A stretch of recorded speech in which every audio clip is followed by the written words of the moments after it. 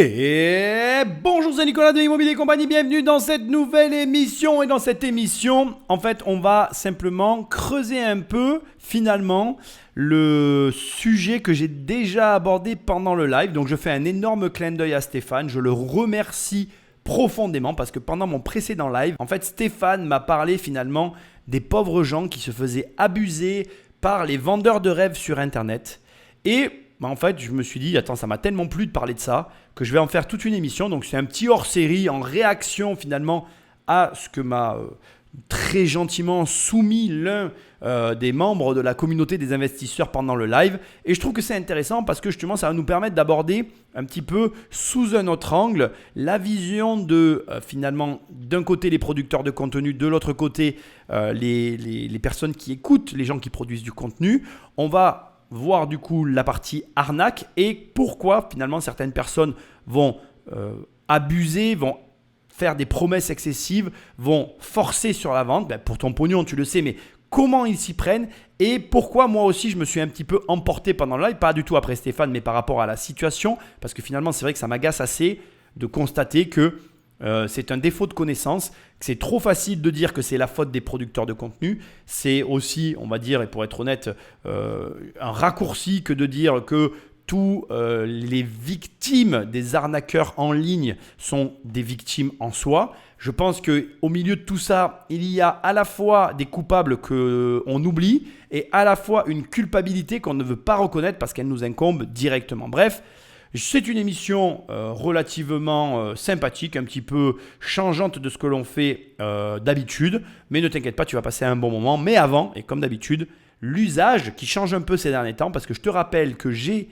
un séminaire à te proposer à Nîmes le 7 octobre 2023, donc dans quelques mois dans le sud de la France. Tu peux venir en train, tu peux tout faire à pied. Tu vas sur le site de immobiliercompagnie.com dans l'onglet séminaire et tu vas voir. Le séminaire est accessible, profites-en, tu vas pouvoir rencontrer des gens qui ont 50 appartements, des gens qui en ont 200, tu vas rencontrer des gens qui ont beaucoup d'expérience dans l'immobilier, tu vas rencontrer François qui est dans le Bitcoin, tu vas rencontrer Lorenzo qui a revendu son entreprise des millions d'euros, bref, tu vas rencontrer plein de personnes très différentes, mais surtout, tu vas apprendre plein de choses. Et crois-moi, cette émission va te montrer que tu as besoin d'apprendre des choses pour gagner du pognon. Sans plus de transition, Patrick Magnéto. À 2 ans de la retraite, ils avaient un rêve. Pour leurs vieux jours, Daniel et sa famille Talia voulaient partir ensemble sur les routes, à bord d'un camping-car. Ça, c'est un petit peu comme ça qu'on voulait. Hein. Oui. Voilà, avec ça, on peut faire le tour d'Europe. Le tour, oui. Pour se l'offrir, ils avaient économisé toute leur vie. Mais rien ne s'est passé comme prévu. Ça, c'était un petit peu notre rêve. Hein. Notre rêve qui, pour l'instant, n'est qu'à l'écran. Mais ce qui s'est passé, c'est que l'argent qui était consacré à l'achat de ce camping-car, eh bien, on l'a placé dans une société de trading sur Internet. Et on a perdu tout cet argent parce qu'on a eu la malchance de tomber sur des escrocs. Du trading, c'est-à-dire des placements boursiers. Tout commence lorsqu'ils sont attirés par l'une de ces publicités qui circulent sur le web. Vous pensez qu'il est difficile de gagner de l'argent grâce à la bourse. Vous pensez même que ce n'est pas fait pour vous. Eh bien, cette vidéo risque de vous surprendre. Ils sont alors contactés par un banquier qu'ils n'ont jamais rencontré. Par email et par téléphone, l'homme les convainc de leur confier leur argent pour le placer en bourse via son site internet. C'est une société située en Angleterre. Ils avaient pignon sur rue, ils avaient un site internet. J'avais une application sur mon téléphone mobile. Je veux dire qu'en aucun cas et à aucun moment, pas une seule seconde, on aurait pu penser qu'il s'agissait d'escrocs. Voilà. Mais quelques semaines après, ce site disparaît sans laisser de traces. Et avec lui, les économies de Daniel et d'Italia. Nous-mêmes, ma fille et ma mère, on a investi 50 000 euros. Mais ces 50 000 euros, ce n'est pas de l'argent, c'est pas du superflu, c'était de l'argent qu'on avait gagné et c'est de l'argent d'une vie. Ils ont bien fait leur travail. C'est un travail de sape qui anéantit les gens. Et bien me revoilà finalement comme dans mon live avec la même situation, sauf que là je vais pouvoir la décortiquer. Commençons du départ. Nos deux tourtereaux à 2 ans de la retraite. Donc vraisemblablement, on va dire qu'ils ont une 60aine d'années. Ils ont passé leur vie à être salariés. Ils n'ont jamais rien fait. Jamais rien. C'est-à-dire qu'ils viennent de passer 60 ans de leur vie à économiser de l'argent. Ils le disent eux-mêmes, c'est des économies d'une vie. Donc ils ont passé leur vie à économiser de l'argent. Autrement dit, ils n'ont jamais rien fait avec l'argent. Et ils se disent que c'est peut-être une bonne idée, à 2 ans de la retraite, de tout miser sur un site qu'ils ne connaissent pas, qu'ils n'ont jamais rencontré. Et en plus, il te dit, ah mais attends, il avait pignon sur rue, hein, j'en suis certain. Hein. Ils ont bien fait leur travail. Hein. Le mec n'a jamais, au grand jamais, investi, fait quoi que ce soit avec son argent, mais d'un coup, ça devient une bonne idée de faire quelque chose à 2 ans de la retraite, parce qu'il va avoir du temps. Donc il se dit que, sans aucune connaissance, sans aucune expérience, juste au pif, il a dit, bon ben ces gars-là, c'est des bons gars, j'y vais. On va transposer, parce que je veux être sûr qu'on comprenne bien de quoi il est question, d'accord? Ça revient, c'est exactement, écoute bien ce que je vais te dire, hein, ça revient à prendre ta gamine de 4 ans, à lui montrer un étranger dans la rue que tu n'as ni vu, que tu connais ni d'Ève ni d'Adam, tu viens de le croiser à l'instant, il est juste bien habillé, et tu dis à ta gamine, écoute, je te laisse avec ce monsieur, il parle correctement, il m'a dit bonjour, il est poli, je te laisse avec et je reviens te chercher dans 1 semaine. Est-ce que tu fais ça? Est-ce que tu fais ça à ta fille? Est-ce qu'à une seule seconde, tu confies ta fille à un mec qui marque bien dans la rue, que tu n'as jamais vu ni d'Adam ni d'Ève, qui t'a prononcé 3 mots, et qui, parce qu'il a été poli, tu lui confies ta gamine pendant 1 semaine? Je pense qu'il n'y a aucune personne normale d'esprit sur cette planète qui ferait ça à son gamin.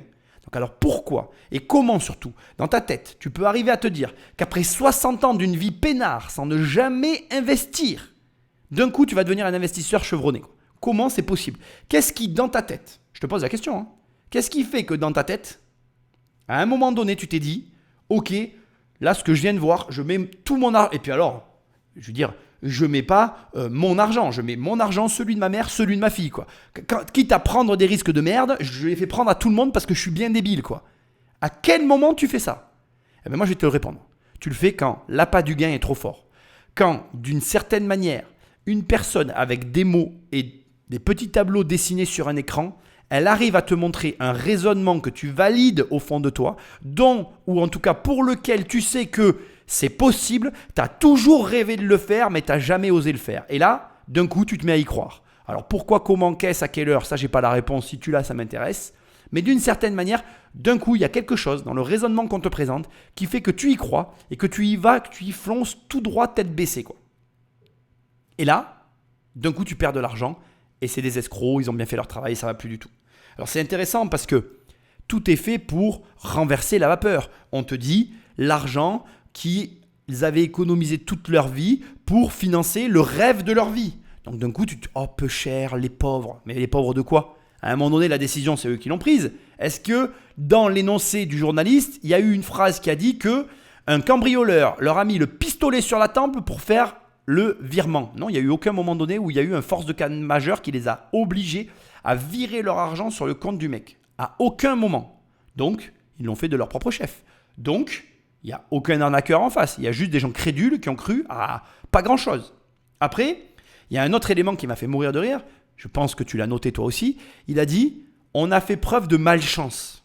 Mais je te rassure, hein, la chance ou la malchance n'a strictement rien à voir avec ce qu'on vient de voir. Rien du tout. On a d'un côté une personne, le vendeur, qui sait exactement les leviers psychologiques qu'il active. En activant ces leviers psychologiques, c'est un petit peu comme la pêche. Il jette finalement un hameçon avec un appât dans l'eau. Il attend qu'un poisson crédule qui ne sache absolument pas à quoi ressemble un appât s'approche de l'appât. Et quand le poisson est trop près, il le fait. C'est que de ça dont il est question. Donc quand un pêcheur pêche un poisson, qui est le plus idiot? Le pêcheur ou le poisson? Lequel des deux fait preuve de la plus grande défaillance de connaissance? Posons-nous la question sous un autre angle. Tu prends 2 poissons, un expérimenté et un inexpérimenté. L'expérimenté et l'inexpérimenté voient le même leurre. L'expérimenté, celui qui a la connaissance, ne s'approche pas du leurre. Il sait que c'est un leurre. Il regarde le leurre et il se dit, bon ben, c'est un hameçon. Il y a un être humain au bout qui va tirer la canne et qui va me pécho. Je trace ma route. Le poisson inexpérimenté, il a faim. Il a du mal à manger. Il est petit. Il veut grossir. Il voit un leurre. Il ne sait pas. Il va manger le leurre. Puis il se retrouve dans le seau du pêcheur. Ça n'est qu'un problème de connaissance et d'appât du gain. La malchance n'a rien à voir avec ça. Et tout est fait pour te faire croire que c'est de la malchance, que ce n'est pas ta faute. Oh, pauvre de toi.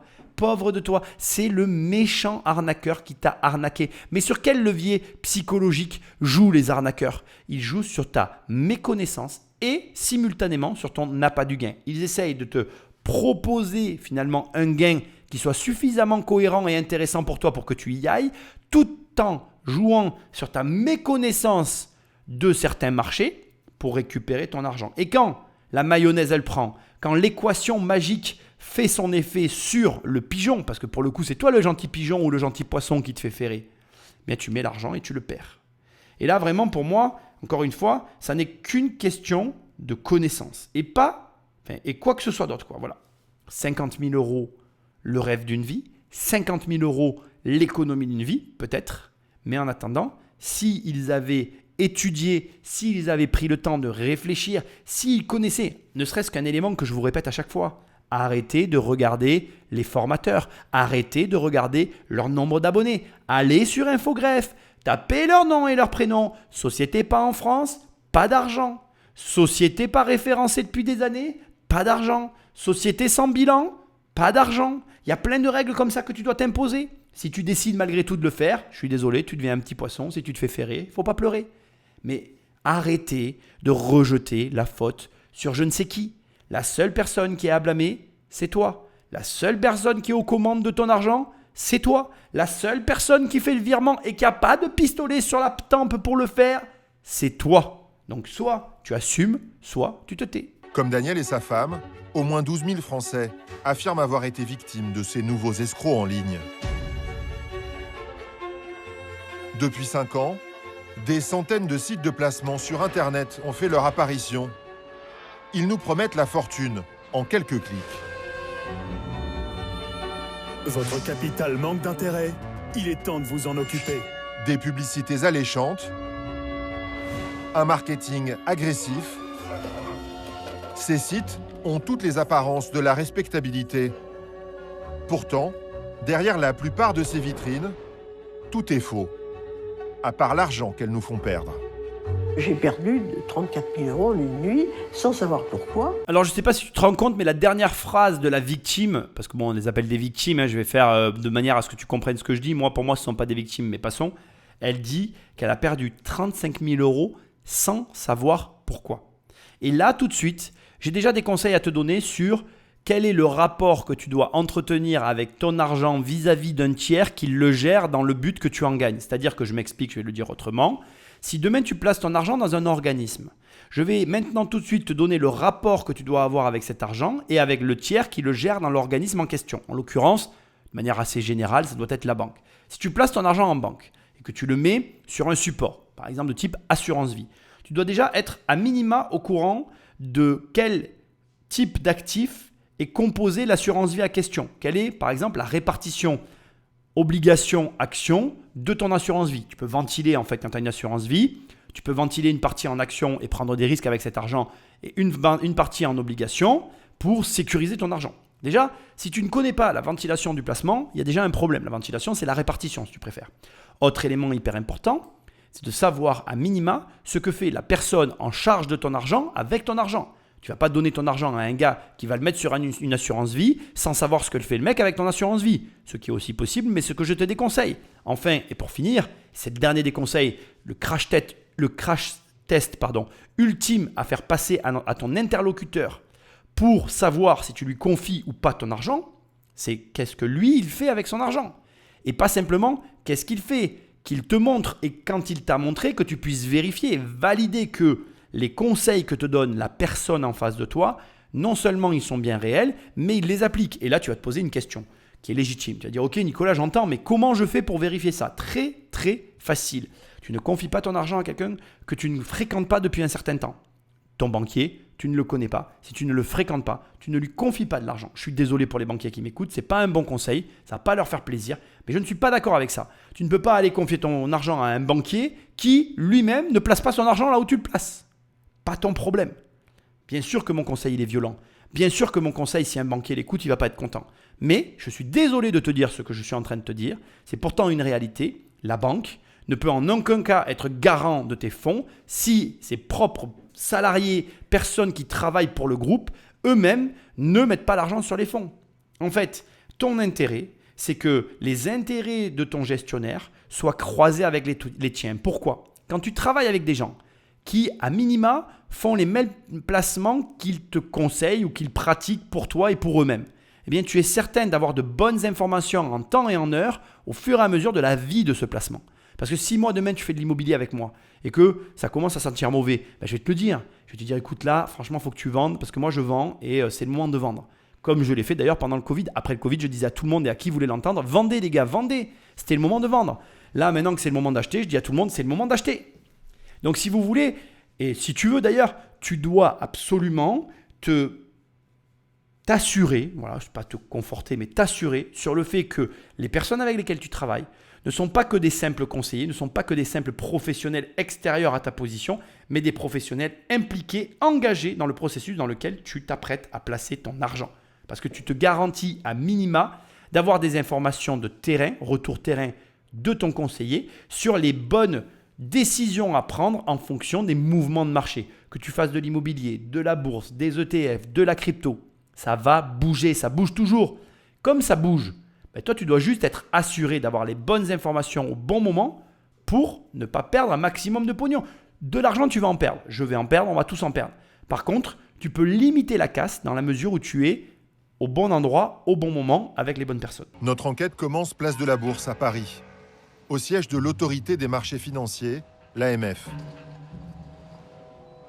La plateforme téléphonique du gendarme de la finance est aujourd'hui débordée par les appels des victimes de ces sites internet. Je vous confirme, c'est une escroquerie. Vous avez bien fait de nous appeler. Il s'agit souvent d'appels de personnes âgées, plus isolées et parfois plus crédules. AMF Épargne Info Service, bonjour. Comme Mireille, qui appelle ce jour-là pour se plaindre d'un de ces sites de placement. Litige avec une société de trading. Je suis retraitée, j'ai 80 ans et moi j'avais regardé sur Internet. Au total, vous aviez investi combien sur cette plateforme? J'ai beaucoup investi, j'ai investi 85 000 euros. D'accord, donc effectivement. Et là, au moment de retirer votre argent, donc vous avez une impossibilité de retrait? Non seulement ça, mais c'est que j'ai pratiquement tout perdu. D'accord. Merci. Une centaine de plaintes en 2011, 5 000 en 2014 et jusqu'à 10 000 appels cette année. L'AMF a établi une liste noire de 200 sites qu'elle considère comme illégaux et dont elle peut faire bloquer l'accès par les tribunaux. Mais certains, qui sont enregistrés hors de France, échappent à ces sanctions. Selon Nathalie Lemaire, le scénario est toujours le même. Sur ce type de site, vous avez derrière vous des escrocs qui, non seulement, dans la plupart des cas, ne vont pas placer votre argent sur le marché proposé, ne vont pas investir dans les produits, mais vont se contenter de faire passer votre argent de banque à banque jusqu'à un paradis quelconque et vous ne reverrez jamais votre argent, rien n'est redistribué. Selon les statistiques de l'AMF, 90% des épargnants sont perdants sur ces sites. Ils y laissent en moyenne 11 000 euros chacun. En 2012, l'AMF avait déjà recensé 12 000 victimes françaises. Aujourd'hui, ils sont probablement plus du double. Bon, en même temps, je vais faire une blague douteuse, mais il faut comprendre les escrocs, quoi. Eux, ils vivent dans un paradis fiscal, donc ils veulent sortir l'argent de l'enfer fiscal qu'est la France. C'est pour la bonne cause. Notre argent est en enfer ici. Donc il veut voguer vers un paradis où la fiscalité est plus clémente. Donc il l'enlève à tous ces méchants épargnants qui ne font rien avec l'argent sur leur compte pour s'en servir. Parce que c'est vrai que le français est épargnant et que l'épargne, c'est un peu l'ennemi de la réussite, tu vois. Mais bon, là je m'égare et puis mon humour va peut-être mal être interprété ou compris. Bref, revenons à nos moutons. Ici, j'ai 2-3 choses à dire qui sont relativement importantes. D'abord, le reportage qu'on regarde, qui est quand même important, qui s'appelle « Gagner de l'argent sur Internet, point d'interrogation, l'arnaque » que je t'invite à regarder parce qu'il est coupé, etc. Enfin, t'as l'habitude. Eh bien, c'est un reportage qui date de 2015. D'accord ? Et en 2015, comme ça a été très justement dit, l'AMF, elle a recensé environ 200 sites sur sa liste noire des sites d'arnaque sur Internet. Aujourd'hui, là, présentement, les derniers chiffres officiels que j'ai trouvés. Alors d'abord sur l'AMF, tu as 5 listes noires. Tu n'en as pas une maintenant, mais tu en as 5. Alors il y en a une où il y a plus de 4180 sites d'arnaque. Il y en a un autre où apparemment il y en a 1100 et l'autre il y en a 3860. Donc c'est différentes données qui sont à mon avis, classifiés selon... alors, si tu vas sur le site de l'AMF, tu vois, donc tu vas sur le site de l'AMF, l'adresse, si jamais tu veux y arriver, c'est liste noire et mise en garde. Alors attends, je vais te dire ça, c'est mise en garde, voilà. Liste noire et mise en garde, protéger son épargne, d'accord? Et là, tu vas pouvoir télécharger, donc parmi les 5, il y en a 4 maintenant, moi en tout cas les 4 que je vois dans les deux, tu as liste noire option binaire, liste noire produits dérivés sur cryptoactifs, liste noire biens divers et liste noire forex. Alors on va te cliquer sur biens divers, histoire que tu vois. Et là tu as voilà, une liste assez exhaustive, investissement stratégie business.com. Tiens, allez. En même temps que je te parle, je suis en train de faire la manipulation pour aller voir quel est ce site. Est-ce qu'il existe encore? Alors on va voir si c'est à jour. Ah oui. Investissement stratégie business. Accueil, art et tableau, galerie tableau, diamant, crowdfunding. Ah ouais, c'est un vrai site qui a l'air sérieux. Et qui, en plus, a un logo qui ressemble au logo de AXA. Allez, comme je suis joueur, j'ai même un numéro de téléphone et on va faire ensemble un petit travail rigolo que j'ai jamais trop l'occasion de faire. Ça change un peu des émissions habituelles. On va appeler le site. Voilà. Donc, je vais dire que j'ai été consulté. Je ne sais pas ce que je veux dire. Je vais voir. Allez, 07. Si jamais tu as envie de le faire. Non, ne le fais pas. Je ne dis pas le numéro. C'est quand même un truc, une arnaque. 60. Je vais prendre une voix de vieux monsieur. Je vais dire, oui, allô, bonjour. Je vous appelle pour placer de l'argent. Tu vois, je vais faire un truc comme ça et on va voir si ça marche. Allez, on va dire que je m'appelle Paul. Sur la messagerie du 07 67 bon, il n'est pas là. 60 23 31. Ah, c'est pas bon ça, hein, de pas répondre au téléphone. Comment on fait maintenant pour voir si c'est une vraie arnaque ou pas? 23 31. Nos bureaux, 10 places à Marseille. Très étrange. Très très étrange. Est-ce que j'ai fait le bon numéro? 67 60 23 31. On réessaye. Vous êtes sur la messagerie. Bon, ça va pas marcher. Allez, on va prendre un autre truc. Tiens, je suis chaud. Je vais le faire en direct avec toi. J'ai un peu de temps. Alors, le vin, là, j'ai pris autre truc. Donc, les trucs qu'il y a à vendre. Donc, là, j'ai des trucs de crypto. Tiens, un truc immobilier un peu. Alors, whisky, PPPI, j'aimerais bien de l'immobilier, ABC, IJ. Voilà, investissement, stratégie business. C'est là où j'étais. Investir dans le whisky, investir dans le bitcoin, investissement Cheptel. Tiens, faisons ça pour voir. Alors, qu'est-ce que ça dit ça? Ça et ça. Est-ce que là, j'ai avoir un numéro de téléphone? Autant je vais avoir le même numéro. Hein. Donc là, le site n'existe plus. Donc, la MF n'est pas à jour. Déjà, ça me permet de voir. Dans les diamants, tiens. Allez, j'ai envie d'investir dans les diamants. J'aurais préféré dans l'immobilier. Ça aurait été drôle. On aurait fait un truc dans mon domaine, tu vois. Je vais voir l'immobilier. Moi, j'aimerais bien trouver un truc. Investissement, j'ai vu patrimoine là. Investissement consultant, toujours pas. La liste noire de nos... Ça bouge beaucoup. Hein. Mon avis, alors je vais continuer à te donner mon opinion là-dessus. Je pense que tu vois, la France, par exemple, sur ce genre de choses, elle est complètement larguée. Alors nous, on a l'AMF. Alors si tu ne sais pas ce que c'est, l'AMF, c'est un organisme qui valide en fait la société quand tu es une société de placement financier, etc. Et donc en fait, on prend pour moi le problème à l'envers, c'est qu'on part du principe que pour que ce soit bon en France, il faut que la société elle ait l'agrément de l'AMF. Alors que de mon point de vue, on devrait plutôt essayer d'éduquer les clients pour justement faire en sorte qu'il n'y ait plus d'acheteurs de rêve. Là, on se retrouve malheureusement avec des acheteurs de rêve qui ne sont pas éduqués, qui font entre guillemets un peu n'importe quoi et qui se retrouvent à perdre leur argent. Donc là, j'essaie, en même temps que je te parle, je suis en train d'essayer bien évidemment de trouver quelque chose. PF Gestion, tiens, ça doit être pas mal. C'est fou, hein, il y a quand même des noms de sites qui sont pas mal. Hein. PF Gestion, ça pourrait être le nom de quelqu'un, tu vois. Voilà, placement de vin, place en 1. Il y a beaucoup de trucs de vin, je remarque. Plateforme finance. Tiens, fais voir. Est-ce qu'il n'y a pas un numéro de téléphone? Bon, au bout de 40 minutes de recherche qui auront été coupées, n'est-ce pas? J'ai trouvé un site. Alors, j'ai de gros doutes sur le fait que ce soit une arnaque. Mais c'est marrant parce que c'est bien fait quand même. Donc là, je suis devant. Je ne te donnerai pas de nom parce que je n'ai pas envie de rentrer dans tout ça. Je vais juste les contacter et voir s'ils font de l'investissement immobilier, tu vois. Et si c'est une arnaque, ils vont tout faire pour avoir mon fric. Allez, c'est parti. Je vais parler comme un vieux. Hein.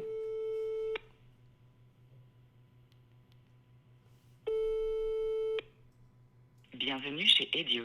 Merci de bien vouloir patienter. Nous allons prendre votre appel dans quelques instants.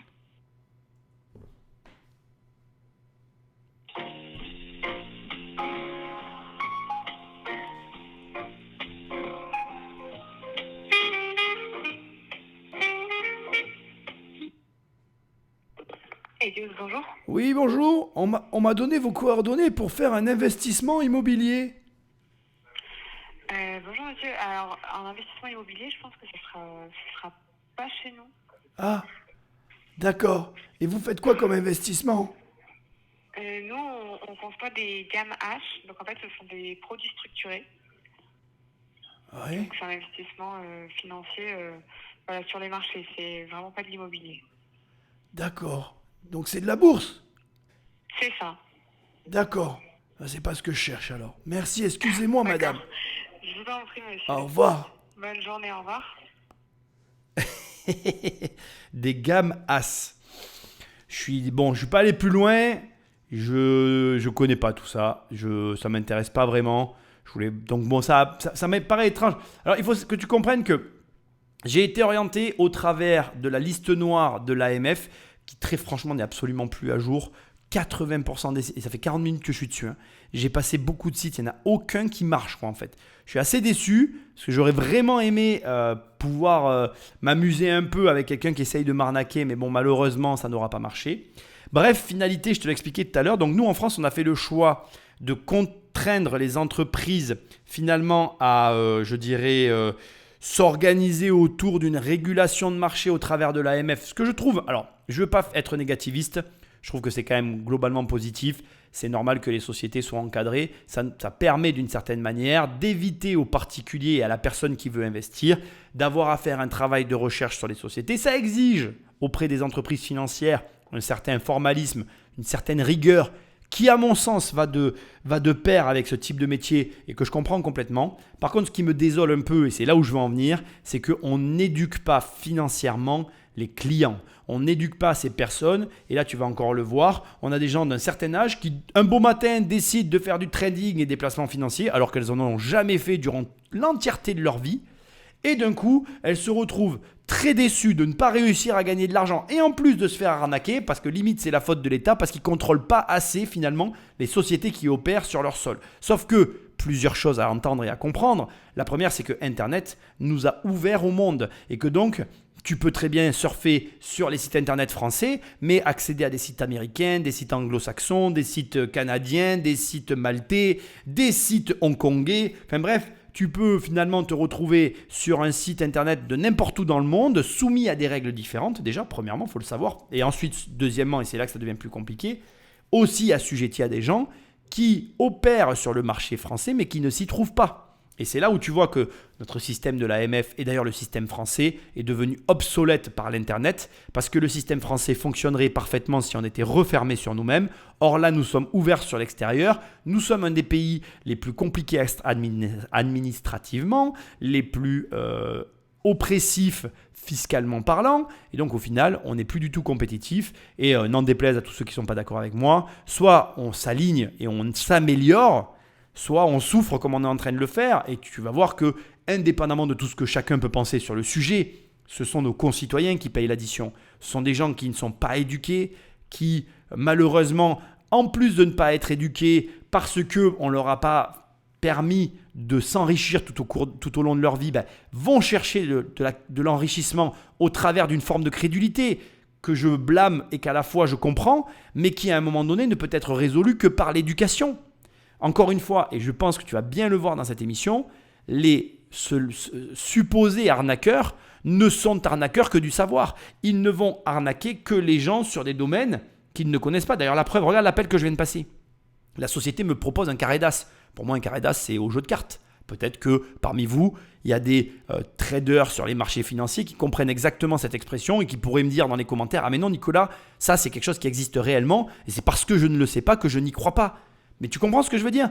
Tu ne peux pas savoir quelque chose que tu ne sais pas. Et tant que tu ne sais pas ce que tu ne sais pas, eh bien tu es soit crédule sur le sujet, soit tu perds déjà de l'argent, soit si tu t'y risques sans savoir, c'est toi qui te fais arnaquer, quoi. C'est malheureux, mais c'est comme ça. La meilleure manière d'abord de ne pas te retrouver dans ce genre de situation, c'est de ne pas t'engager dans des domaines financiers que tu ne maîtrises pas et ou pour lesquels tu ne t'es pas formé ou préalablement instruit. Quand je dis formé, ce n'est pas forcément prendre une formation. Lis des livres, rencontre des gens du métier. Fais des choses au travers de tout ça. Ou alors, parce que tu y es confronté d'une façon régulière et dans ces cas-là, tu y comprends à minima tu comprends les rudiments et la base de ces métiers-là. Et dans ces cas-là, bizarrement, tu te feras beaucoup moins avoir, voire pas du tout. Donc tu vois bien que finalement, c'est 2 poids 2 mesures. Et encore une fois, ceux qui sont le plus lésés dans cette affaire sont ceux qui ne veulent juste pas changer de posture. Et oui, parce que ce n'est qu'une question de changement. Cette retraitée qui vient d'appeler l'AMF, après avoir perdu 85 000 €, nous l'avons retrouvée à Marseille. Elle a 80 ans et s'appelle Mireille Bonnet. Après une carrière d'ophtalmologiste, elle avait réussi à mettre de l'argent de côté et rêvait de faire fructifier son épargne pour ses 5 petits-enfants. Mais en quelques clics, sa vie a basculé. Tout a commencé un jour sur Internet où je suis tombée sur le site de FXGM qui me disait qu'on pouvait gagner de l'argent avec le trading, que j'ignorais totalement jusque-là. Je les ai rejoints et je me suis donc inscrite. Un certain Thomas Delacroix, qui affirme travailler pour ce site, la contacte aussitôt par téléphone. La manipulation commence.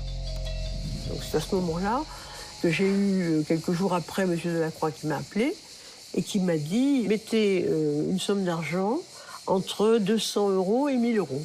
Et moi, j'ai mis 500 €. En l'espace de 15 jours, j'avais doublé la mise. Il m'a dit « Vous voyez comme c'est facile. Là, vous avez fait vos preuves sur des petites sommes. Il n'y a aucune raison que vous n'arriviez pas à faire vos preuves sur des grosses sommes. » Appâtée, Mireille accepte d'investir 50 000 €. Mais apparemment, ce n'est pas assez pour Thomas Delacroix. Il la rappelle pour la convaincre de miser davantage. Il me dit, vous savez, j'ai montré votre dossier à ma hiérarchie qui m'a dit, franchement, Madame Bonnet a beaucoup de potentiel, on va lui faire confiance, on va réinvestir avec elle. Alors, je me dis, ça veut dire quoi, ça? Elle me dit, si vous rajoutez une somme de 25 000 €, nous, on en rajoute autant, et vous vous retrouvez avec 100 000 €. Et là, avec 100 000 €, on peut aller très loin, jusqu'à plusieurs millions. On peut gagner jusqu'à plusieurs millions. Mireille finit par miser toutes ses économies, 85 000 €. Pendant 3 mois, Thomas Delacroix lui téléphone presque tous les jours pour la pousser à parier sur la valeur d'une action ou le cours d'une monnaie. Persuadée de gagner de l'argent en bourse, Mireille lui fait totalement confiance, jusqu'à cette soirée du mois de mars. J'ai perdu 34 000 € en une nuit, sans savoir pourquoi. J'ai essayé de les joindre par téléphone parce que j'étais un peu affolée. J'ai pas pu. J'ai essayé de les joindre autrement, je n'ai pas pu. J'ai mis des emails à M. Delacroix, il ne m'a jamais répondu. Et puis voilà. Mireille n'aura plus jamais de nouvelles de Thomas Delacroix. Cette voix sans visage qui avait su gagner sa confiance.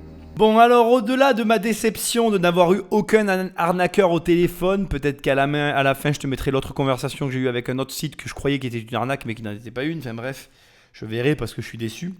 Mireille, 80 ans, ophtalmologue, décide pour je ne sais quelle raison de faire fructifier son argent.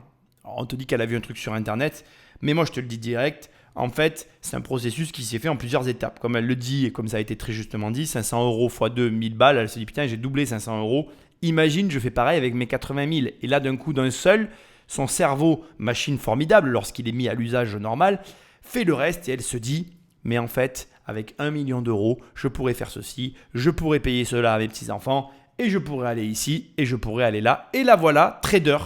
Après 80 ans de bons et loyaux services dans l'ophtalmologie, métier d'origine, d'un coup d'un seul, elle devient trader. Et quand elle te dit je ne sais pas pourquoi en une soirée j'ai perdu 35 000 €, alors déjà j'ai presque envie de lui dire tu sais quand tu joues de l'argent sur les marchés financiers, ça peut largement t'arriver sans aucun problème et sans être dans une arnaque.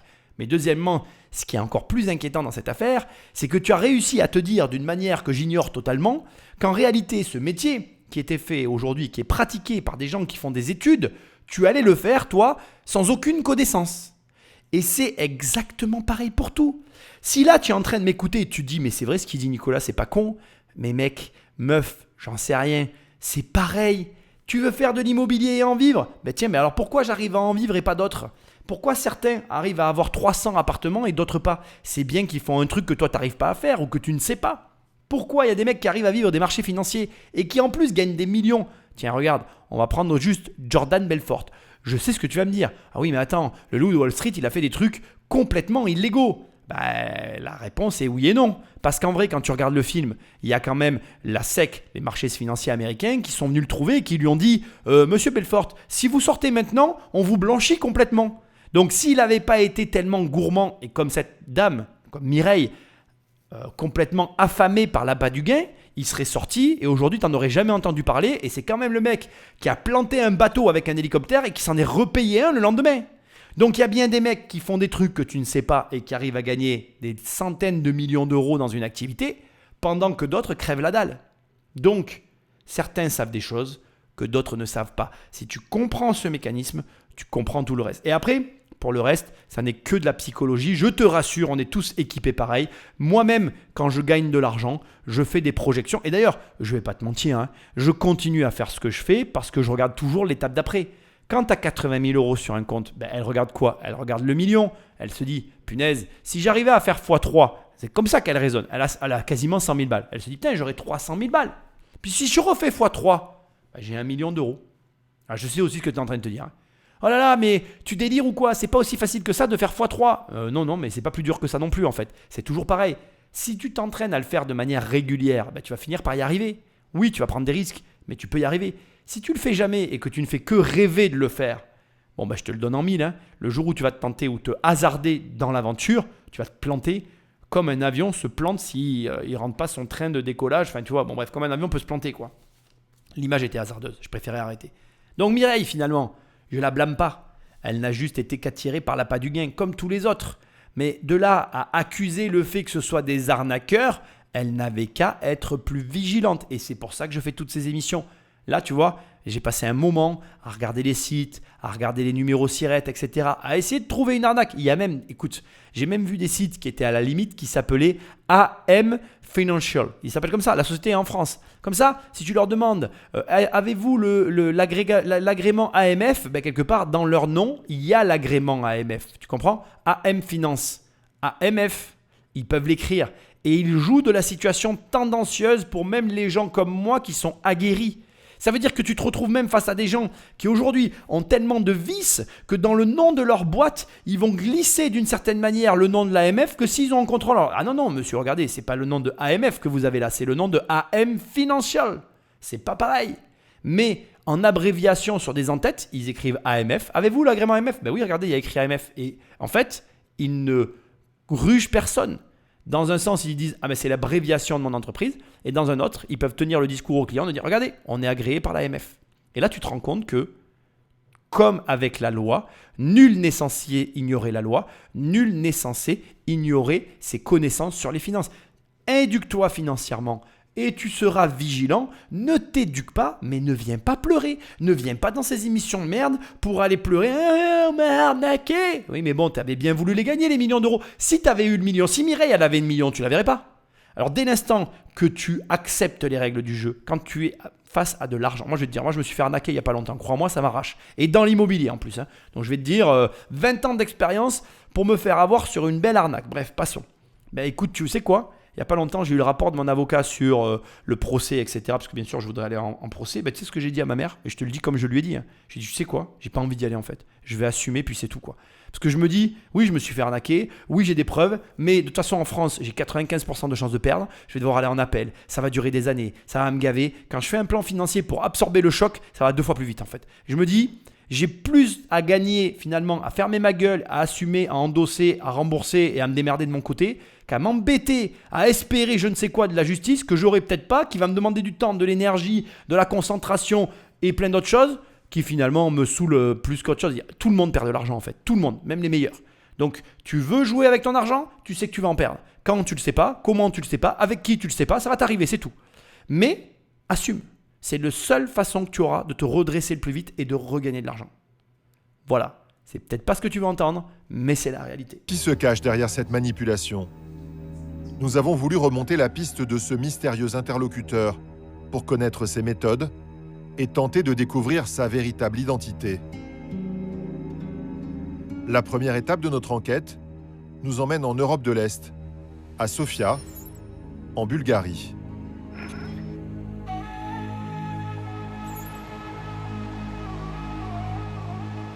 Nous nous rendons dans les bureaux de Warning Trading, une société française installée dans la capitale bulgare.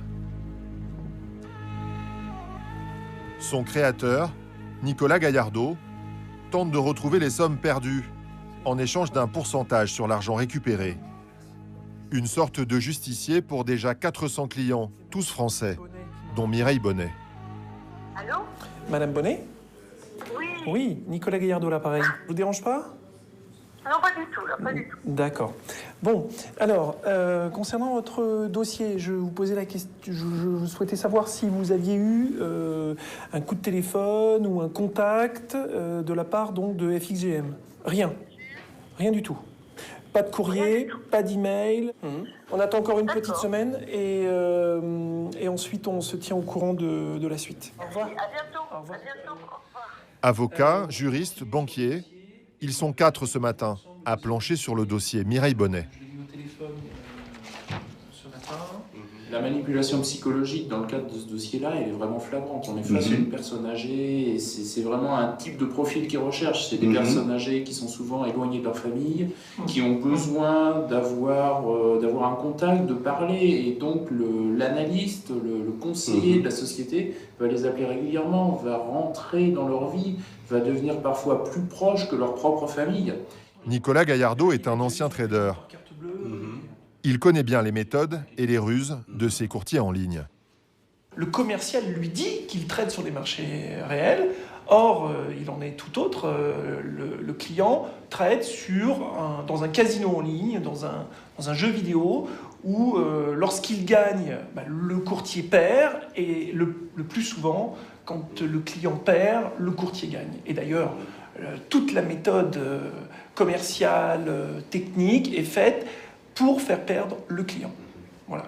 On est vraiment comme au casino. Ah, c'est du casino. Alors Nicolas Gallardo, c'est finalement le formateur en ligne. C'est le mec que tout le monde déteste aujourd'hui parce que y en a qui ont abusé. Et au bout du compte, c'est amusant de voir qu'une société comme Warning Trading a choisi d'avoir un ex-trader en conseiller pour les accompagner dans justement ces affaires où ils vont essayer de récupérer l'argent. Alors ce que je trouve extrêmement intéressant dans cette affaire, c'est qu'on a une société carrément qui s'est montée pour aider les gens à essayer de récupérer leur argent moyennant finance. Je trouve ça génialissime parce qu'une fois de plus, tu te rends compte que les sociétés humaines sont quand même pleines de ressources et il y a même des gens qui, derrière les arnaques, voient là une opportunité financière et vont donc réussir finalement à non seulement récupérer, alors on va le voir, l'argent de leurs clients, j'ai pas vu l'émission encore au complet, mais surtout en plus de pouvoir peut-être éventuellement récupérer l'argent à leurs clients, ils peuvent, eux-mêmes gagner de l'argent, donc j'imagine qu'ils prennent un pourcentage sur le gain qu'ils récupèrent, mais ça je pense qu'ils vont nous le dire, et ça te montre qu'il y a plein de façons de gagner de l'argent, il y a de l'argent à prendre partout, à gagner partout. Et donc, pas à gagner, à faire, pardon. Donc c'est hyper intéressant, ça te montre que même dans les arnaques, si tu solutionnes les problèmes des gens, tu auras de l'argent. Il y a un truc qui vient d'être dit que je trouve très intéressant, et c'est vrai que je l'avais noté. Quand ils appellent Mireille, ils l'appellent très très régulièrement pour la faire trader sur les marchés et pour l'essorer. Je pense que c'est le langage qu'ils doivent utiliser entre eux, c'est-à-dire récupérer le maximum d'argent que possède la cliente pour justement, j'ai envie de te dire, arriver à voler la plus grosse somme à un seul client. C'est d'autant plus intéressant que, comme dit le trader, en fait, tout ce que voient les personnes sur les applications, c'est du fictif. Donc, les fameux 500 €, ils sont même allés jusqu'à mon avis à la payer. C'est-à-dire que dans cette phase où finalement ils ont mis 200-300 €, eh bien, l'arnaqueur fait l'effort de dépenser de l'argent en se disant « Ok, je dépense de l'argent. Et dans ces cas-là, j'investis sur mon poisson, comme je disais tout à l'heure avec la canne à pêche. Et comme le poisson avec ces 200 € qui ont été doublés, donc la dame elle a mis 250 €, elle en a récupéré 500, ou alors elle a mis 500, elle en a récupéré 1000. Enfin bref, comme la petite somme qui a été mise, eh bien l'arnaqueur se dit moi je la double, comme ça derrière je récupère la grosse somme. Et ce qui est encore plus drôle je trouve, c'est que la victime et l'arnaqueur ont finalement chacun le même objectif. La victime, elle a une somme sur un compte, par exemple 80 000 €, et elle se voit déjà avec son million. Et l'arnaqueur, lui, il a une somme sur un compte, par exemple 300 €, et il se voit déjà avec les 80 000. Et là, du coup, si tu réfléchis comme ça, tu te rends compte que finalement, financièrement parlant, l'arnaqueur est plus réaliste que la victime. Et la victime, elle est tellement dans un délire total d'avoir son million d'euros qu'elle n'a jamais réussi à gagner dans sa vie en 80 ans d'histoire, qu'en fait, elle va faire n'importe quoi avec son argent envers quelqu'un qui, lui, par contre, est très conscient de ce qu'il est en train de faire pour récupérer une somme tout à fait normale. C'est-à-dire que lui, il a monté un système qui lui assure de récupérer les 80 000 euros si tout se passe bien. Donc là, tu te rends compte que, en fait, tout ça, c'est beaucoup une question de psychologie. Et tu te rends compte aussi que, finalement, que l'argent est une question de psychologie. Ça nous ramène à des choses basiques. Qu'est-ce qu'il vaut mieux, à ton avis? Regarde, mets-toi 2 secondes à la place de Mireille. Est-ce qu'il valait mieux, finalement, qu'elle prenne une formation auprès d'un vendeur de rêve, tu vois, qui lui vende une formation à 2000 balles? C'est cher, 2000 balles. Mais à la fin, elle apprend des connaissances et dans 5 ou 10 ans, avec son argent, elle arrive à 500 000 euros. Ou est-ce qu'il vaut mieux qu'elle donne ses 80 000 euros à un vendeur de merde, excuse-moi, j'ai pas d'autres mots qui me viennent, mais tu vois, à un arnaqueur sur Internet, et au final, elle n'a rien du tout. Même pas de connaissances. C'est le pire. Et c'est là que, tu vois, je trouve qu'il y a quand même, je pense, pour les personnes qui ne font que attaquer les vendeurs de formation en mode c'est des vendeurs de rêve, mais en fait, excuse-moi de te dire ça, mais il n'y a aucun rêve dans la vente de formation. Après, tu sais pas ce que tu achètes, c'est vrai, mais une vente de formation, tu repars au moins avec de la connaissance. Quand tu mets de l'argent sur des plateformes de trading, tu repars avec rien. Tu es là, tu as un mec qui t'appelle, il te dit de faire ça et ça. Tu sais même pas ce que tu as fait parce que tu sais même pas si ce que tu fais c'est vrai. Et au bout du compte, à part avoir mis de l'argent et avoir rien eu du tout, c'est-à-dire ni connaissance ni rien, bah, tu repars une main devant, une main derrière. Donc, moi je l'ai toujours dit ça. Quand tu achètes quelque chose, demande-toi toujours ce que tu as en retour. Moi je préfère payer une formation à un vendeur de rêve et me dire bon ben au moins j'aurai de l'expérience que donner de l'argent à une plateforme de merde et avoir rien du tout en retour. Après c'est la réflexion de chacun. Mais ce que tu as dans la tête, personne ne peut te le prendre. Ton argent, tout le monde est capable de te le prendre. Surtout si tu es crédule. Ou si tu es un petit peu intéressé par des montants farfelus dans lesquels tu crois, mais pour lesquels tu ne veux pas faire d'efforts pour les avoir. Tu vois ce que je veux dire? Nicolas Gaillardeau ne s'est pas installé en Bulgarie par hasard. Ce pays abrite des complices de cette filière internationale. Ici, n'importe qui peut, du jour au lendemain, ouvrir un site internet de trading. Il n'y a aucune connaissance à avoir. Il suffit de se rendre dans l'une de ces sociétés qui vendent ces casinos virtuels, clé en main. Alors là, je vous emmène chez un fournisseur technique qui s'appelle Tradologic, qui a ses bureaux à Sofia. C'est une société spécialisée dans le développement et la mise en place de plateformes. N'importe qui peut demain devenir un courtier, un broker en ligne avec ce type de produit pour à peine quelques milliers d'euros. Alors rapidement, je ne vais pas y passer 2 heures, un broker en ligne, pour ceux qui ne savent pas, mais je pense que tout le monde sait, mais malgré tout, c'est en fait une plateforme sur laquelle tu mets ton argent, tu confies ton argent à un tiers comme une banque et tu vas pouvoir placer ton argent sur les marchés financiers. C'est utilisé par énormément de supports. Hein. Tu peux le faire avec ta banque, tu peux le faire avec des brokers en ligne. Alors tu vas peut-être te poser une question, de te dire attends, mais pourquoi certaines personnes prennent le risque de prendre des brokers plutôt que d'aller à la banque? C'est plus sécuritaire à la banque. Bon, bah écoute, je vais te le dire sans détour en fait. C'est en rapport à ce que je te disais tout à l'heure. Comme la France est un enfer fiscal, eh bien, le contribuable cherche des moyens d'aller au paradis fiscal. Et en gros, comme ton broker il est dans un autre pays, ton argent est dans un autre pays. Et comme ton argent est dans un autre pays, eh bien, tu peux, à ta guise, et bien évidemment, je t'incite fortement à déclarer ces comptes sur ta feuille d'impôt. Mais tu peux aussi oublier. Mais tu peux aussi, par exemple, bénéficier d'avantages financiers dans les pays en question pour développer une boîte. C'est-à-dire que quelqu'un qui a une forme d'intelligence financière et qui comprend comment tout cela fonctionne peut faire levier sur son broker à l'étranger pour aller chercher des fonds, pour aller chercher des avantages. Alors, un broker, ça me paraît compliqué. Ce que je dis est un petit peu tiré par les cheveux. Mais tu peux par exemple envisager de te dire, je vais placer mon argent en bourse. Je vais créer une société dans un autre pays plus avantageux que la France. Dans cette société, je vais placer mon argent en bourse. Avec cette société, je vais pouvoir prétendre à un compte bancaire sur le territoire en question. Comme j'ai prétends à un compte bancaire, je prétends aussi au système bancaire de la zone et je prétends aussi à certains avantages de la zone. Et du coup, tu peux développer une petite activité et tu serais assez surpris. Par exemple, comme moi je l'ai toujours dit, un mec qui est actif avec 50 000 euros, il peut faire des choses dans un autre pays. 50 000 euros, c'est une somme pour certains, mais ce n'est pas une énorme somme pour d'autres. Soyons honnêtes, ce n'est pas une énorme somme d'argent. Donc je veux dire, demain tu as 50 000 euros, tu réfléchis quoi faire avec. Ça peut être une manière pour toi de créer des revenus expatriés hors France, moins fiscalisés et qui t'ouvrent des droits dans un autre pays. Donc, pourquoi les gens prennent un broker à l'étranger et pas en France? Parce que quand tu habites déjà dans un pays, quel intérêt tu as finalement à prendre un broker ou une banque française? autant prendre une banque étrangère. Donc le principe de se dire, je fais appel à un organisme d'un autre pays pour développer une activité comme une activité financière, c'est complètement OK dans mon esprit. Et c'est là où pour moi, je ne comprends pas l'IFI. L'impôt sur la fortune immobilière est aberrant parce que c'est très facile d'exporter finalement ces revenus ces revenus issus des placements financiers de France. C'est ceux-là qu'on aurait dû taxer, alors que c'est impossible de tricher avec ces revenus immobiliers. Bref, ça c'est un illogisme à la française que je ne comprendrai définitivement jamais. Ceci étant, Patrick Magnéto. Nous nous présentons chez ce vendeur de sites internet en caméra cachée. Nous nous faisons passer pour des investisseurs qui souhaitent acheter un site de placement en ligne. L'entreprise est l'un des leaders de ce nouveau marché. Ses locaux sont flambant neufs et l'accueil de sa jeune employée est chaleureux et professionnel.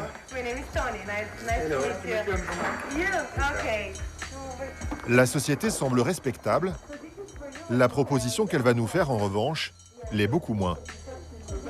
Notre hôtesse nous présente son logiciel. Pour 8 000 €, nous pouvons acheter un site internet standard et pour 8 000 € de plus, avoir un design personnalisé. Jusqu'ici, un business qui semble légal. Mais le patron, un informaticien israélien, va nous dévoiler la combine. Sa société touche de l'argent sur chaque somme empochée grâce à ses logiciels.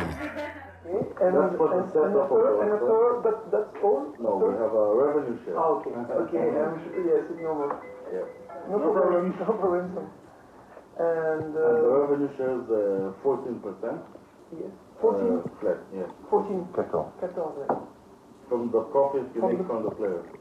Okay. On the player, if he deposits 1,000. Yes. And then he lose the 1,000. Yes. This is the profit. Oh, okay. If he lose 500, only the 500. Okay. Okay.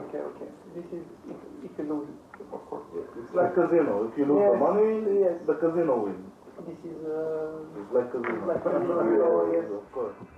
En clair, cette société prélèvera sa part sur chacune de nos futures opérations, même frauduleuses.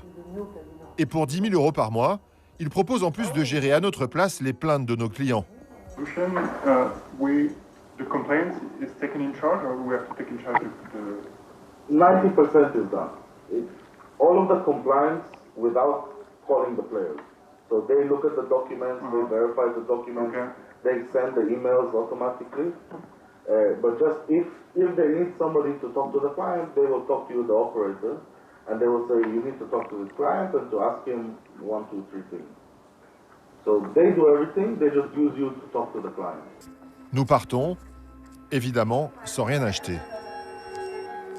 Même Nicolas Gaillardeau, qui enquête pourtant depuis 1 an sur ces sociétés, est étonné du niveau de sophistication de leur méthode. J'avoue que j'étais extrêmement surpris sur l'aspect gestion clientèle. C'est fait pour transformer le client en victime. Voilà, ça va plus vite, c'est plus rapide, c'est plus efficace et le client, au bout du compte, a perdu tout son argent. Le piège est prêt à se refermer. Il ne reste plus à des vendeurs mal intentionnés qu'à passer des coups de téléphone pour trouver des clients et les convaincre d'investir sur leur site. Un pays s'est spécialisé dans cette activité. Il s'agit d'Israël. Alors le monsieur en anglais expliquait finalement, bon je pense que tu l'as compris mais je te le dis quand même, que quand le client perd 1 000 €, ça fait 1 000 € de bénéfice. Quand le client perd 500 €, ça fait 500 € de bénéfice. Et certes, je suis d'accord avec l'analyse de Nicolas, c'est-à-dire que tout est fait pour transformer, enfin pour que ce site soit dès le départ une arnaque. Je ne remets pas ça en cause. Je remets en cause la démarche au départ peu exempt de tout intérêt des clients d'aller sur ce type de plateforme. On a d'un côté des clients avides qui veulent gagner beaucoup d'argent et qui malheureusement le font à tout prix et en étant peu regardants et en faisant tout et n'importe quoi pour doubler leur capital.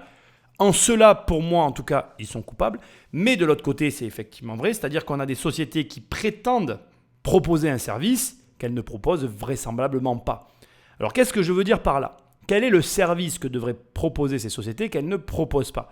Le service que devraient proposer ces sociétés, c'est un service d'accompagnement au placement d'argent sur les marchés financiers. C'est-à-dire que normalement, on n'est pas comme dans un casino. Quand tu rentres dans le casino, tu sais que si toi tu perds, le casino gagne. Si le casino perd, c'est toi qui gagne. Et du coup, on est dans une confrontation entre une personne morale et une personne physique, chacun jouant à son jeu selon des règles préétablies. Et c'est là, en tout cas, que la moralité et que aussi, j'ai envie de dire, l'arnaque se met en place. C'est-à-dire que les sociétés n'affichent pas clairement le fait qu'elles soient à but de racketter leurs clients, parce que c'est du racket déguisé, avec usage de mensonges et de tromperies.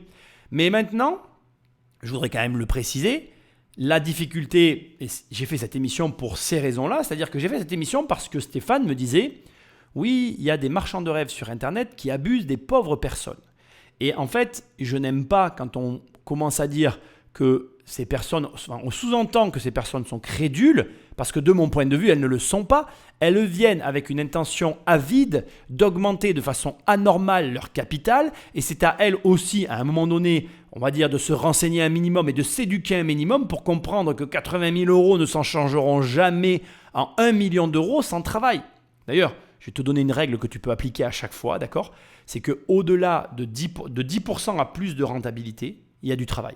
C'est-à-dire que si demain tu trouves un placement qui fait quelque chose comme 10, 15, 20, 30, 40%, parce que ça existe, hein, je ne nie pas le fait qu'il est possible de gagner de l'argent rapidement. Je nie simplement le fait que ça puisse arriver sans travail en contrepartie. C'est-à-dire l'argent rapide sans contrainte, ça n'existe pas. Par contre, l'argent rapide avec contrainte, ça existe. Et c'est pas pareil. Et c'est là où on joue sur la crédulité des gens, c'est-à-dire qu'on fait croire à des gens qu'on peut gagner de l'argent rapidement sans aucune contrainte, sans aucun travail. Ça n'existe pas. Tu as toujours une contrepartie. Il y a toujours un prix à payer. Il est plus ou moins élevé. Mais si tu en acceptes le coût, généralement, le jeu en vaut la chandelle. Moi, j'ai payé pendant une bonne dizaine d'années le prix de « je veux avoir un patrimoine immobilier qui soit complètement passif ». Ça m'a coûté 10 ans de ma vie. J'étais d'accord de payer ce prix-là. Mais d'autres ne le seront pas. Donc voilà. De la même manière, quand tu vas voir un formateur, la problématique, c'est « je ne sais pas de quoi est fait ta formation ». Qu'est-ce qu'il y a dans cette formation ? On ne peut pas le savoir. Donc, soit tu achètes un truc qui est vide et tu t'es fait avoir parce que tu en sais plus que ce qu'il y a dans la formation, soit tu achètes un truc qui en sait plus que toi, qui est plein, et dans ces cas-là, tu ne t'es pas fait avoir et tu es content de t'être formé. Et la problématique, et je te le dis comme je le pense, c'est que tu ne peux pas le savoir sans avoir payé.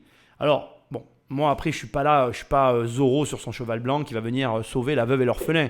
J'essaye juste de te montrer que c'est comme dans les couples, la faute, elle est à moitié partagée, elle est répartie entre deux parties. Ça fait répétitif, mais c'est comme ça. Et à toi, à un moment donné, de faire la part des choses.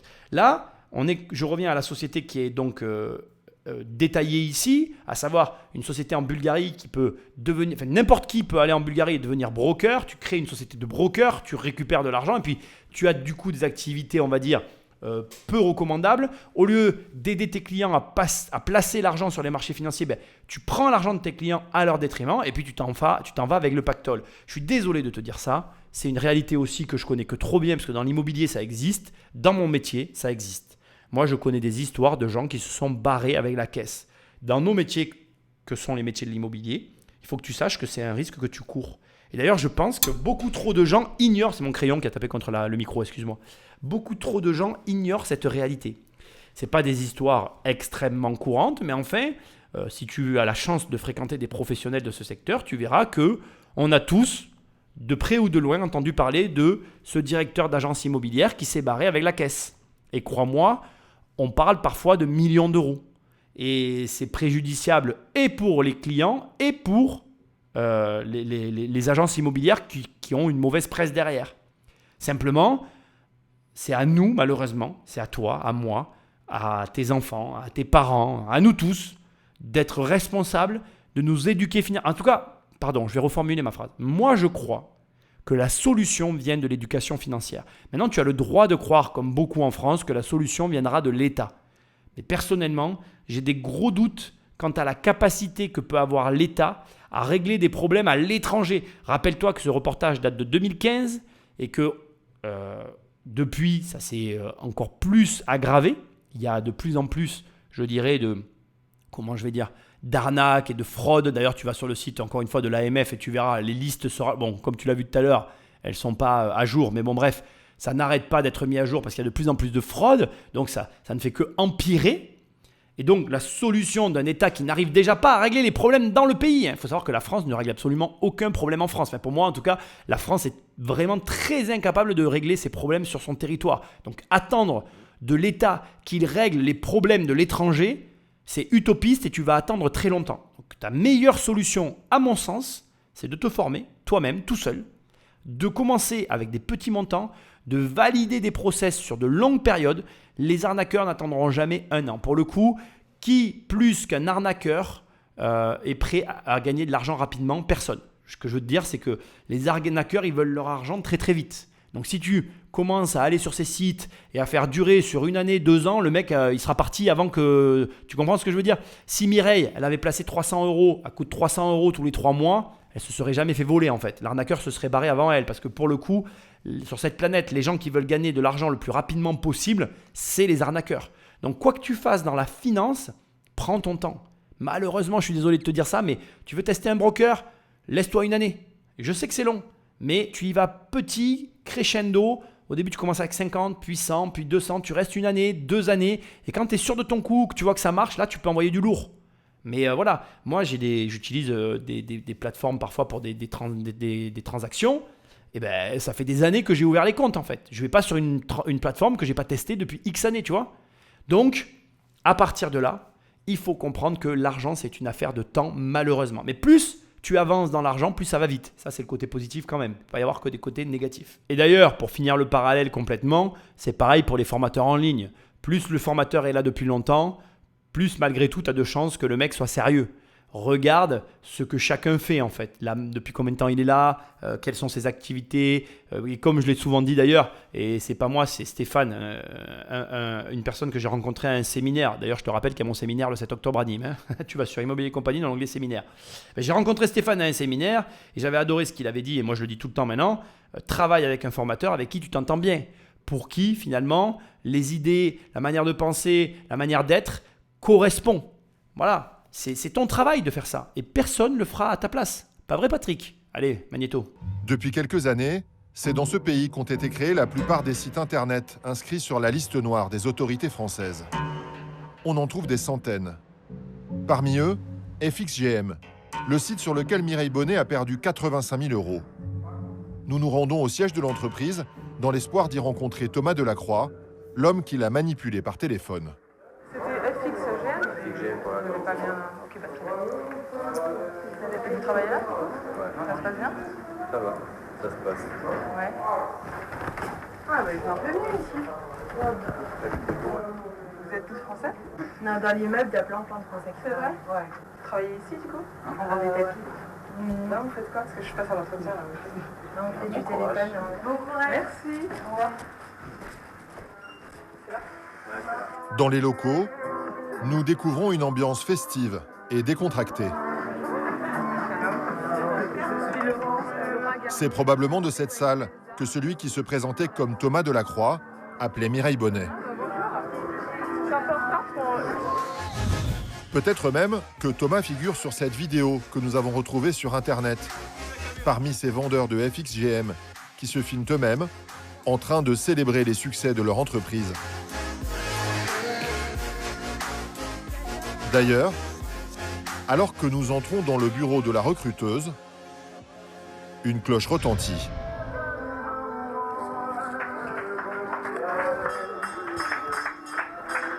C'est génial, c'est super ambiance. Les gens, quand ils applaudissent, c'est qu'il y a une vente ou un truc, c'est ça. Une vente, cela signifie qu'un Français comme Mireille vient d'investir ses économies sur leur site. Pour travailler chez FXGM, aucune compétence particulière n'est requise, à part la maîtrise de la langue française. Est-ce que tous les jeunes qui sont employés là, ils sont spécialisés? Ni dans la vente, ni dans la finance. Ensuite, on a ici une formatrice. Nous découvrons également que l'entreprise a récemment ouvert un second site, sous un autre nom.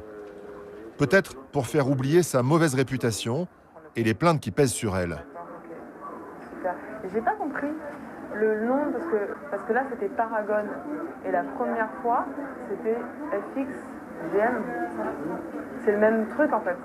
Nos questions finissent par réveiller les soupçons. La première fois quand je vous ai appelé, c'était Honnêtement, c'est ce que là j'ai écrit Internet, je pense que c'est Internet, mais j'ai parlé quand même à pas mal de potes. Les recruteurs ne donneront pas suite à cet entretien.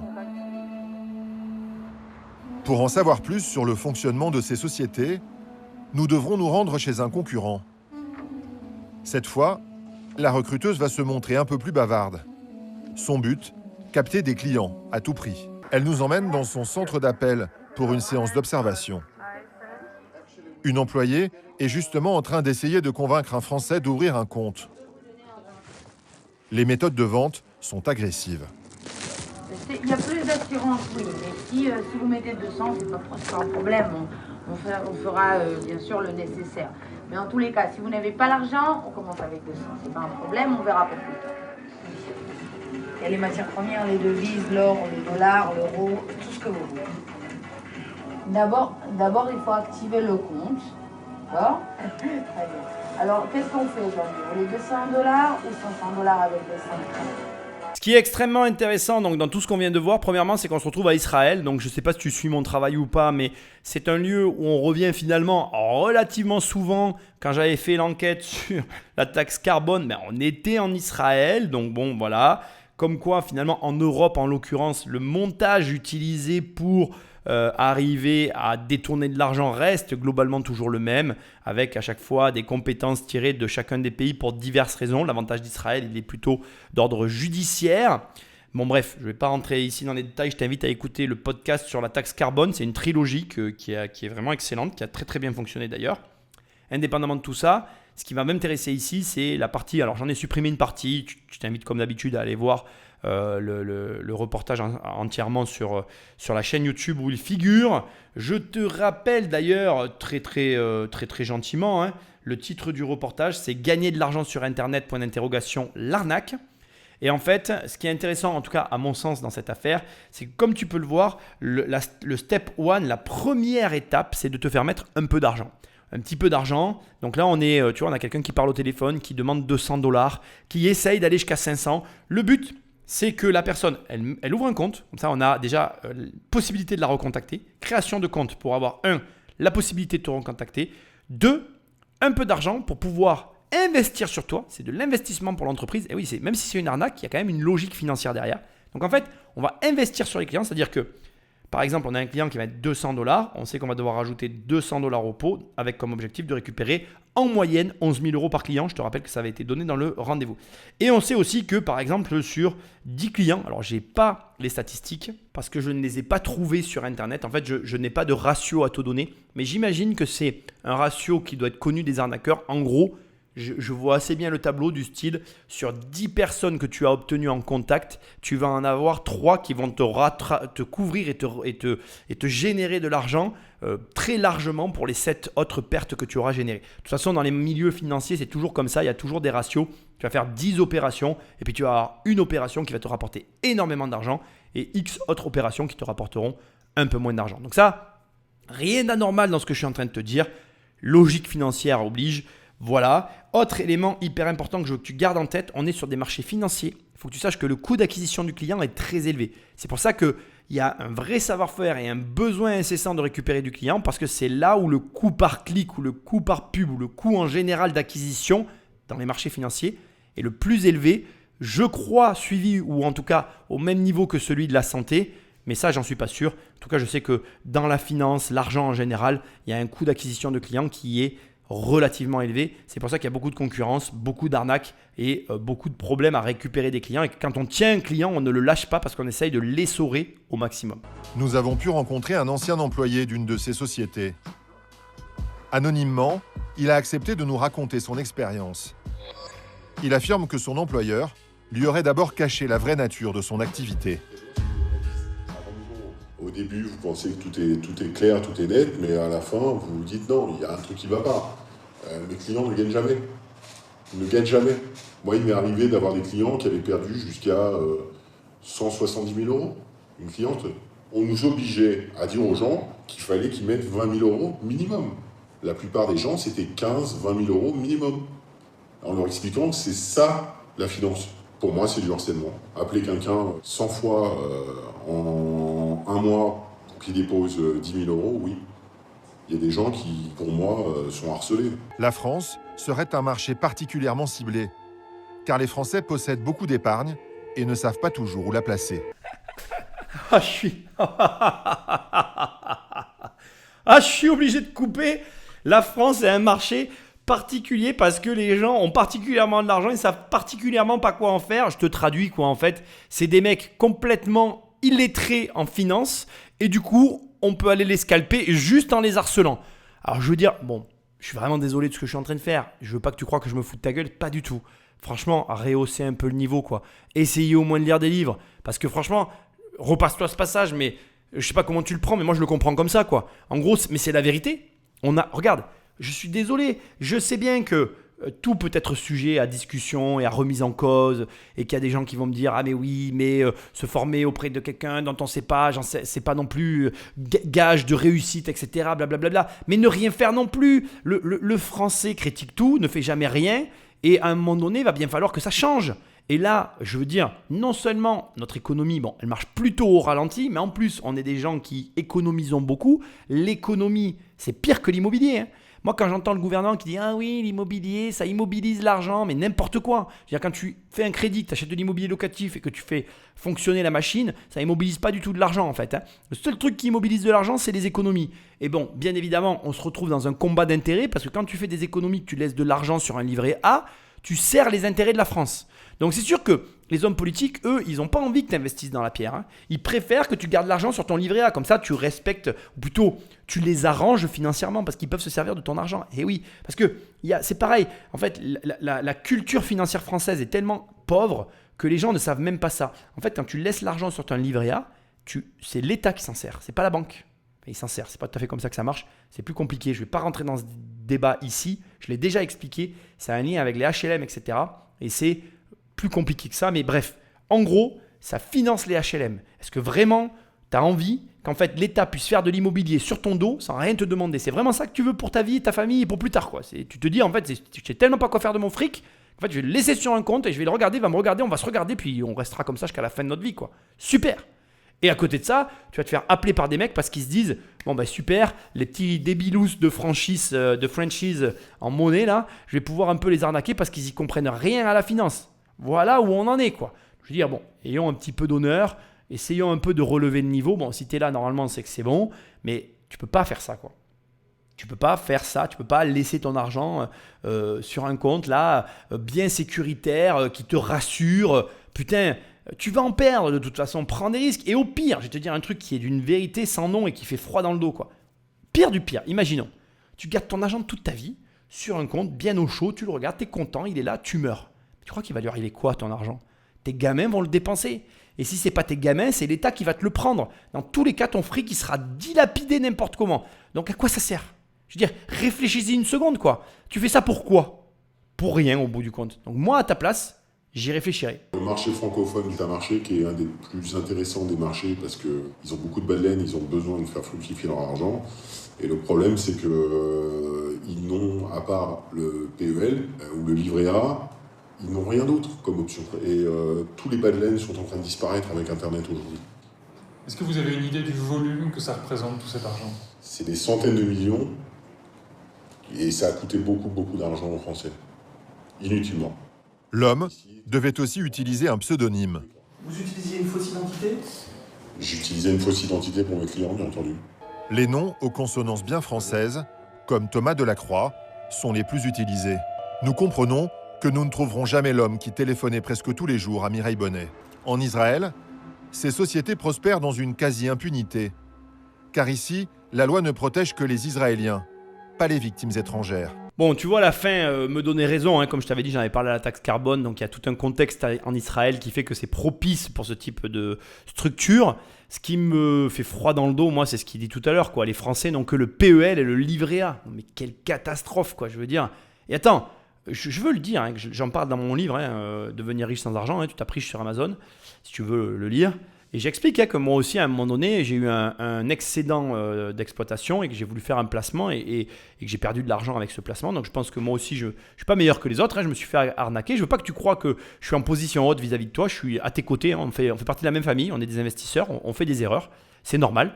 Par contre, ce que je veux te dire, c'est ça. C'est que ce qui est grave, C'est que les gens se résument au livret A, au PEL ou à je ne sais quel placement pourri bancaire. Et puis voilà, terminé, on fait rien d'autre. C'est tranquille, on continue à vivre. Mais c'est n'importe quoi en fait. Je veux dire, vraiment, je t'assure, je te souhaite de faire mieux pour ton argent. Parce que d'abord, tu es une cible facile.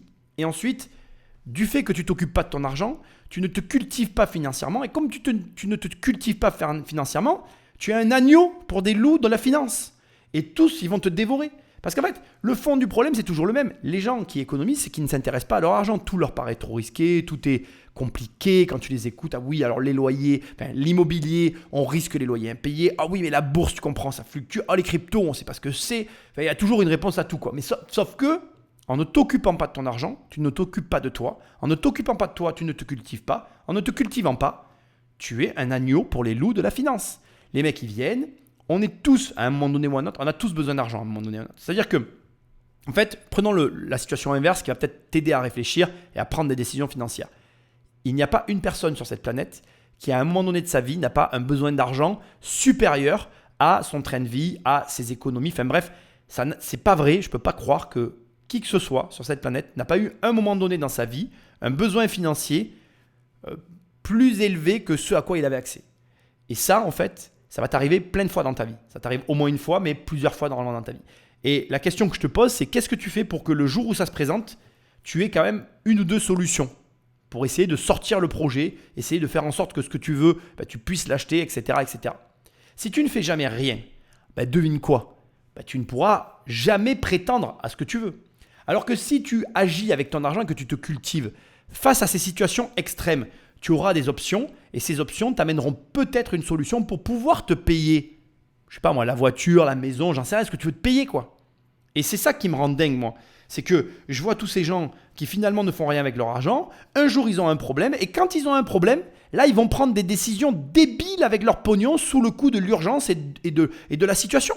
Et c'est comme ça qu'on se retrouve dans ce qu'on est en train de voir ici. Et c'est pour ça que moi, je ne peux pas accepter quand on me dit c'est la faute des arnaqueurs. Non, c'est aussi ta faute à toi. Parce que ça fait 80 ans comme Mireille que tu es ophtalmo et que tu n'as jamais rien fait pour te cultiver financièrement. Et le seul moment où tu veux prendre une décision financière, là tu fais n'importe quoi parce que tu t'es jamais intéressé à rien. C'est un peu facile de dire qu'il n'y a que l'arnaqueur qui est coupable. Tu es au moins autant coupable d'agir comme quelqu'un qui ne sait rien, qui croit tout savoir et qui prend des décisions complètement débiles et qui après dit « Ah ben non, oui, il a abusé de ma crédulité. » Ouais, à un moment donné, tu n'as rien fait non plus pour que ça change, quoi. Donc bref, je pense que là, à ce stade, le message est passé. Maintenant, ce qui va être intéressant, c'est un peu de comprendre rapidement les montages qu'il y a derrière, parce que je crois que l'émission se termine comme ça sur les montages qui permettent aux arnaqueurs d'arnaquer, parce que malgré tout, je vais quand même le reconnaître, il y a aussi un savoir-faire en termes de juridiction, de fiscalité, de flux financiers qu'il faut maîtriser pour arriver à monter des arnaques de ce niveau-là. Parce que comme l'a dit Mireille tout à l'heure, il y a quand même un support client, il y a quand même une application, il y a quand même un environnement favorable pour que tu puisses faire confiance et pour qu'à un moment donné, tu appuies sur le bouton et que l'argent transite entre ton compte et celui de l'arnaqueur et que finalement, tu ne revois plus jamais ton pognon. Or Hirschauge, un journaliste de Tel Aviv, a enquêté sur ces entreprises. Il est l'un des seuls dans le pays à avoir accepté de nous en parler. C'est le prolongement direct d'industries dans lesquelles Israël est depuis longtemps très performant. Les jeux en ligne et aussi la publicité sur Internet. Le troisième atout, c'est que vous avez besoin de gens qui parlent parfaitement de nombreuses langues. Et c'est une ressource dont Israël dispose en abondance grâce à l'immigration. Ces sites de trading ont donc en Israël des conditions idéales pour s'enrichir. Mais le système a un défaut. Les autorités européennes peuvent bloquer les sites qu'elles jugent suspects. Pour contourner ces interdictions, ces sociétés ont trouvé la parade. S'installer tout près d'Israël, à Chypre, à l'intérieur de l'Union européenne. Grâce à sa proximité avec Israël, située à moins de 250 km, cette île méditerranéenne est devenue l'autre paradis des sites de trading. Près de 200 sociétés y ont installé leur siège social. Une fois installées à Chypre, ces sociétés israéliennes évitent les sanctions des autorités françaises. Comme Chypre est en Europe, la France n'a pas le droit de lancer directement une procédure. Elle doit transmettre le dossier à ses homologues chypriotes. C'est la loi. Et attendre que l'autorité locale des marchés, la SAISEC, fasse son travail. Mais apparemment, c'est rarement le cas. C'est ce qu'affirme Andonis Vaféas, un avocat chypriote qui défend une vingtaine de victimes françaises. Quand on arrive devant la SAISEC, on a un problème pour avoir des réponses, on a un problème pour trouver une solution pour notre client, car apparemment, non seulement ils sont débordés, ils n'ont pas le temps de répondre à ça, mais surtout, comme ils nous disent, ils n'ont pas le droit de nous répondre à nous, mais ils incitent les sociétés de voir avec leurs clients pour résoudre les problèmes. Mais on n'a jamais eu. On n'a jamais vu par nos clients une solution à leurs problèmes et un versement de l'argent qu'ils ont investi. Nous avons plusieurs fois sollicité une interview avec un représentant de la SAISEC. Débordé ou en vacances, aucun responsable n'a trouvé le temps de nous répondre. L'autorité des marchés chypriotes ne compte qu'une trentaine d'agents, 10 fois moins que son homologue française. Trop peu pour dissuader ces sociétés de trading. Mais elle semble craindre en revanche la mauvaise publicité que pourrait leur apporter notre reportage. Depuis que nous avons contacté FXGM au sujet de Mireille Bonnet, la société a étonnamment décidé de reprendre contact avec elle et envisagerait de lui rembourser une partie de son argent. Bon, je te rassure, j'ai rien trouvé là-dessus, bien sûr. Moi, en tout cas, ce que je vois, c'est que ça termine sur une impasse.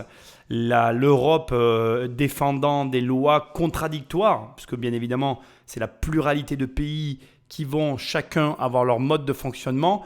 Quand j'entends que la sécurité des marchés financiers à Chypriote a 10 fois moins d'agents qu'en France, moi, je ne me dis pas qu'ils sont en sous-effectif. Je me dis que nous, on est en sur-effectif. Moi, je ne me dis pas qu'il faut réguler le marché. Je me dis qu'à un moment donné, tu éduques ta population. Tu sais, les sociétés prospèrent dans la mesure où elles arrivent à récolter le blé. Façon de parler, mais tu m'as compris. C'est une image amusante. Mais si demain, la France était éduquée et que les Français arrêtaient d'envoyer autant d'argent bêtement à ces sociétés, en fait, elles ne prospéreraient plus. Ou alors elles prospéreraient, mais dans d'autres pays. La solution, on la connaît. Mais pour diverses raisons que je ne connais pas, on n'a pas envie d'éduquer notre population financièrement. Donc, on les laisse comme ça dans le flou financier le plus total et adviendra que pourra. Et chacun se débrouille de son côté. Et là encore, regarde l'incapacité et le dysfonctionnement total de la justice française. Il y a des gens qui se font arnaquer. C'est connu, ça continue aujourd'hui encore. Ils vont prendre un avocat chypriote en espérant s'en sortir. Et lui dit, bon, ben moi, je ne peux rien faire. De toute façon, personne ne communique avec moi. On me dit de me débrouiller avec les sociétés, mais les sociétés ne me répondent pas. Et finalement, c'est parce que tu en parles un peu à la télé que ça bouge un petit peu. Et encore, bon voilà, ça finit dans le reportage en queue de poisson, l'air de dire, oui, ça a bougé, mais bon, on n'en sait pas plus, quoi. Donc, la finalité, c'est que tu es seul face à toi, face à ton argent, et que tu vas devoir réfléchir à ce dans quoi tu vas le mettre. Et surtout, tu ne dois jamais le laisser sur ton compte. Donc, avec ça, tu vas devoir te débrouiller. Bien sûr, moi je t'incite à le mettre dans l'immobilier, mais tu n'es pas obligé de m'écouter. Je sais très bien qu'on peut gagner de l'argent en bourse, je sais très bien qu'on peut gagner de l'argent en crypto. Il y a 1001 façons de gagner de l'argent. Fais ce que tu veux. Moi je t'incite simplement à placer ton argent et à ne pas garder ton argent. Parce que comme je te l'ai dit tout à l'heure, et ça aura été le fil rouge de toute cette émission, garder ton argent, ce n'est pas te cultiver financièrement. Et en n'étant pas cultivé financièrement, tu es une proie facile pour les loups de la finance. Donc arrête d'être un agneau. Deviens toi aussi un loup de la finance, place ton argent, arrête de remettre la responsabilité sur les uns et sur les autres. C'est ce raisonnement qui m'a fait faire cette émission aujourd'hui et c'est ce raisonnement que j'aimerais que tu adoptes. L'argent, il aime l'exigence et les personnes responsables. Tu veux avoir de l'argent ? Sois exigeant, très exigeant, sois responsable, plus responsable qu'il ne faut. C'est-à-dire que endosse la totale responsabilité de tous tes actes. Même ceux pour lesquels tu n'as pas de prise. Moi, je me rappelle, même quand j'ai un accident de voiture, même si ce n'est pas ma faute, je me dis que c'est ma faute. Parce que comme ça, je suis responsable. Je réfléchis à ce que j'aurais pu faire différemment pour améliorer, éviter, pour que les choses se passent différemment. Et rien que par ce raisonnement-là, j'en ressors enrichi. C'est ça, en fait, qui va te permettre de gagner de l'argent à rien d'autre. Et une dernière chose, parce que c'est hyper important, il y a une question que les gens posent tout le temps, en fait, qui me fait rire, tu vois. Elle me fait rire, cette question, parce que les gens te disent, Nicolas, ou j'en sais rien, ils posent la question à quelqu'un qui a réussi, peu importe, qu'est-ce que tu ferais si tu recommençais de zéro ?